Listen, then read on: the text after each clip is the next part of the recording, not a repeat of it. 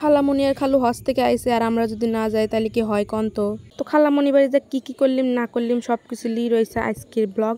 তো আসসালামু আলাইকুম গাইস, কেমন আছেন? আলহামদুলিল্লাহ আমি অনেক ভালো আছি। তো বিকেলবেলা আমি আম্মু আমার ভাই আমার বোন সবাই মিলে রওনা দিছি খালামণি বাড়ি। তো আমারে বাজার পার হয়ে যে আমরা আমারে খালামণি গাঁয়ের রাস্তায় চলে আইছি। আর ইতিমধ্যে আমরা চলে আইছি খালামণির বাসায়। আমরা লিয়ে আসলাম সিঙ্গারা। তো সেই সিঙ্গারা সবাই মিলে খাচ্ছিলি মারার দেখেন সিঙ্গারার টুপলার সে মরিচের টুপলা বড়, কারণ সিঙ্গারার সাথে মরিচ না হলে হবি লয়। সিঙ্গারার সাথে যদি মরিচ না হয় তাহলে তো সিঙ্গারা পেটেরটা হজমই হবি না নে। যার কারণে আমরা এক টুপলা আগে মরিচ লিয়ে লিচ্ছি আর এদিন সবাই খাচ্ছিল, মানে আমার খালাতো ভাই আমার বোন নানি আম্মু খালামণি সবাই। তো এখানে আমরা কারো কিছু না কয়ে চলে আইছি। যাওয়ার কথা ছিল খালামণিরা আসার পরের দিনই, কিন্তু আমরা আসলে একটু দেরি করেই গেছি। যার কারণে কিছুই করিনি, আমরা হুট করে চলে গেছি, কারো কিছু করিনি। তো সবাই আসলে একটু সারপ্রাইজ হয়ে গেছে। তো যাই অনেকক্ষণ সময় আমরা গল্প টল্প করছি। আর এই দেখেন এইটি হচ্ছে আমার খালামণিকা বাড়ির নিউ মেম্বার, মানে আমারও নিউ মেম্বার। যাই আমার টুসু কিন্তু একটা সাথী পাওয়া গেল, কি কন আপনারা? তো এখানে আমরা সবাই মিলে খাচ্ছিলাম আর সেই পরিমাণে গল্প করতেছিলাম। তো গল্প করতে করতে আমার এক বরমা লিয়ে আসলো হচ্ছে এই কবুতর লিয়ে এসে করছে তোমার কবুতরে যে উড়ি উড়ি যায় পড়তেছে কি হয়েছে দেখো। তো এখানে আমরা উপরে চলে আসছি কবুতরের খাঁচার মধ্যে রাখার জন্য। তো আমার খালাতো ভাই করছে তুমি রাখো, তারপরে আমি রাখলাম। আর তারপরে এনে একটা সাদা কবুতর বাই করে দিল, কারণ দেখেন এইটি কি সুন্দর, এত সুন্দরী কবুতর কোনো জায়গায় দেখছেন? তো এনে আমি টুসুক দেখাচ্ছিলাম আর টুসু দেখেন নিজেই ভয় পেয়ে যাচ্ছিল, মানে ও কবুতরের দিয়েই ভয় পাচ্ছিল, কারণ কবুতর ডাকতেছিল সেই পরিমাণে। কিন্তু সেই বড় বড় করে শুকার চেষ্টা করতেছিল।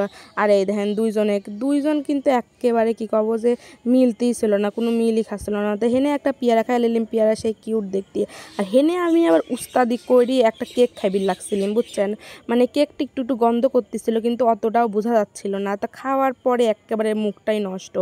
তারপরে হেনে আমি আবার ডাইনিং টেবিলে হেনে আসি, দেখি যে সবাই পেঁয়াজ রসুন ছিলতেছে। তারপরে হেনে খালামণি লিয়ে আসলে হচ্ছে খেজুর, হজে গেছে আর যাল খেজুর না খাই তাহলে কি হয়? তো একটার পর আর একটা খেজুর তো লিয়ে আসলো, তো ওইডি খাওয়ার পর এইডি খাইলাম। ভাই রে ভাই, খেজুর খাওয়া শেষ না হতেই আবার লিয়ে আসলো মিষ্টি। তো মিষ্টি দিয়ে ভাবলাম যে একটা মিষ্টি খাই, মেলা কদিন ধরেই মিষ্টি খাইনি। তো একটা মিষ্টি তুই আবার আর একটা মিষ্টি লিয়ে আসলাম, কারণ ধুর এত মিষ্টি আবার খাই কিনা। পরে একটা মিষ্টি খাইছে, ওই মিষ্টি আর খাইনি।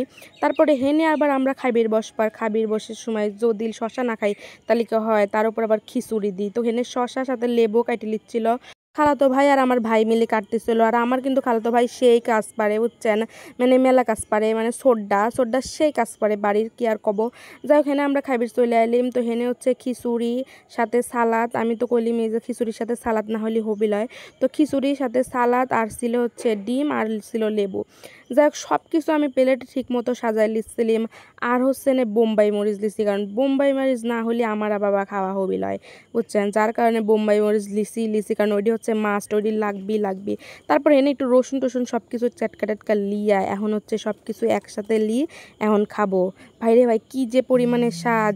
যারা খিচুড়ি লাভার তারাই বুঝবে। আর আমার মনে হয় না বাংলাদেশে এমন কেউ আছে যারা খিচুড়ি লাভার লয়।